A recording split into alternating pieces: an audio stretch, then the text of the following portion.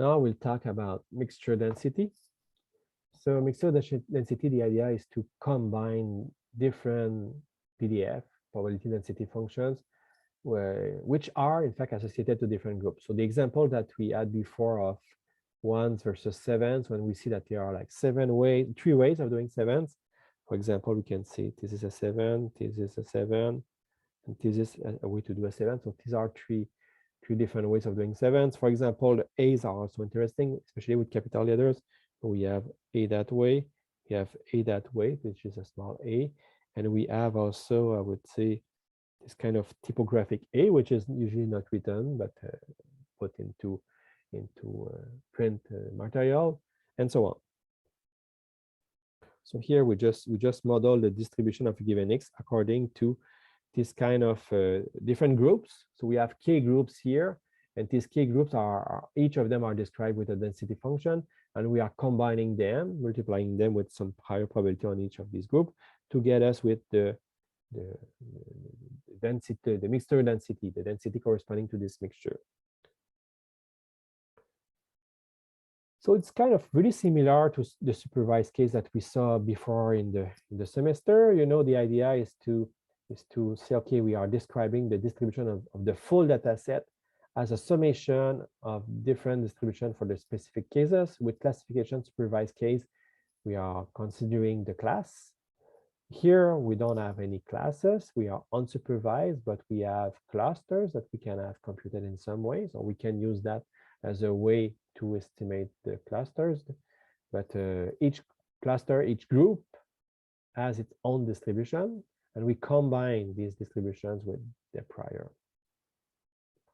So the groups in supervised, the groups are known and identified, while in non-supervised, they are not identified and well known.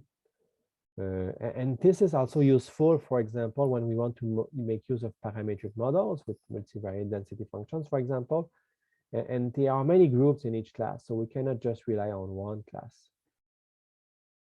We cannot just rely on one density function for that class. We should use a mixture density to model samples from a given class, given the different ways of representing or measuring a given type of samples.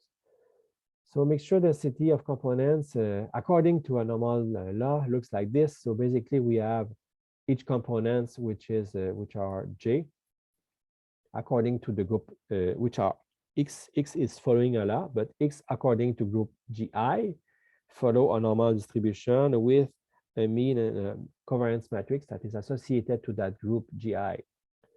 And as such, the parametrization of the mixture density, so the whole thing, is represented by 3 parameters for each density when we are in the case of multivariate normal distribution.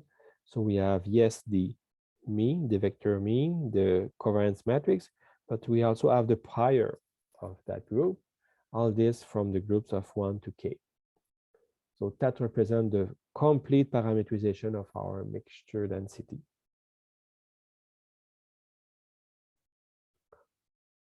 So, and so these rely on label samples only.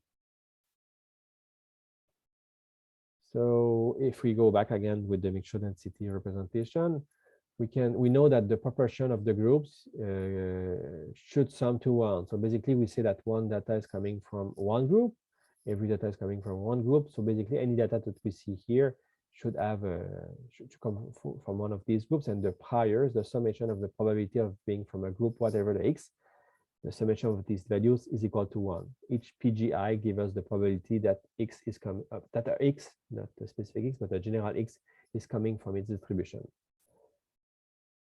And then we can get the posterior here, which is the P of GI. So the probability of belonging to group GI for a given data X is equal to that thing. And if you have good memory, you can see that this is corresponding to the Bayes rules applied to classification, with the difference that we are not using classes here, we are using groups because we are unsupervised. But the idea is that that is corresponding to the Bayes rules, where we just look at the prior times the likelihood for a given class for X divided by the sum over all groups of that.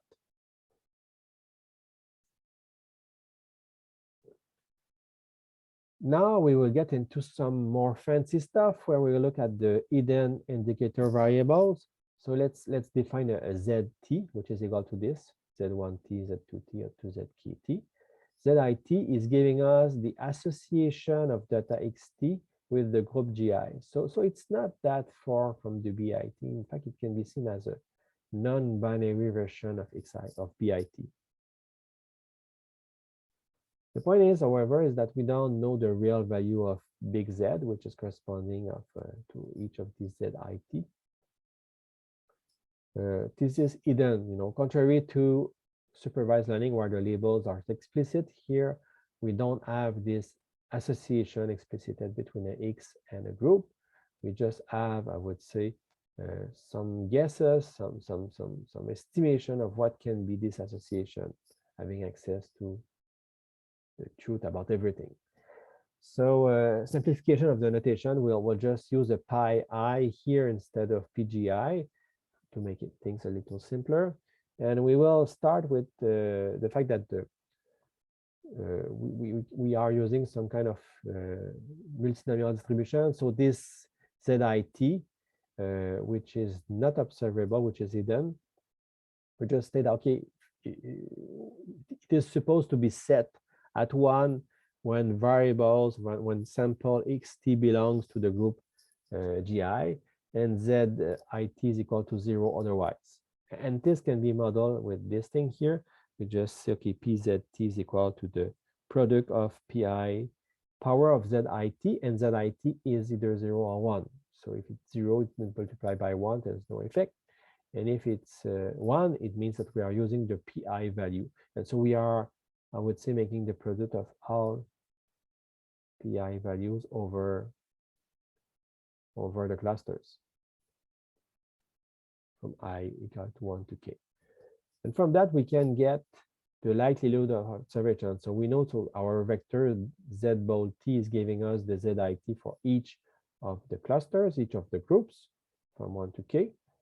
Then we can estimate the likelihood of observing an xt given the zt that we have at n. So this comes directly from the product of the likelihoods, individual likelihoods per group. So we are multiplying for group 1, 2, 3 up to group k with the power of zit, which is either 0 or 1, according to the association of x to group I, the real association that we don't know. And then we have the joint probability of pxt, zxt, pxt, zt. So the joint probability is this thing. So it corresponds to, this is the joint density, correspond to big pzt, pxt, zt, pxt given zt.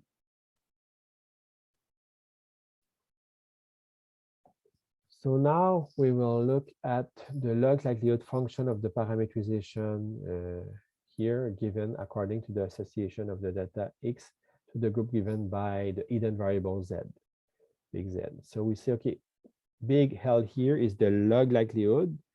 So which is the log, and the likelihood is here, is the likelihood of having xt and zt given our current parameterization.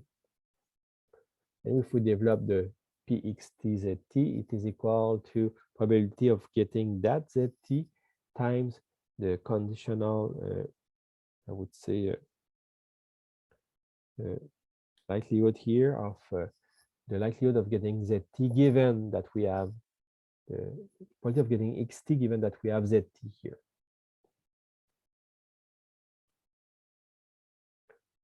And so if we develop this a little further, we get into the log of two products.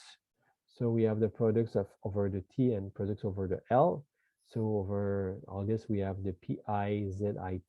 So basically the prior probability here of being from a group, power of whether or not it is coming from that group. And we also have the likelihood of getting an xt given the gi and the parameterization, and all this is power zit again, according that the data is assigned or not to that group. And some further developments lead us to that thing. So we just put the log. The log is applied here is transforming the product into a sum. So instead of having a log of products, we get into a sum of logs. This is directly coming from the fact that log A times B is equal to log A plus log B.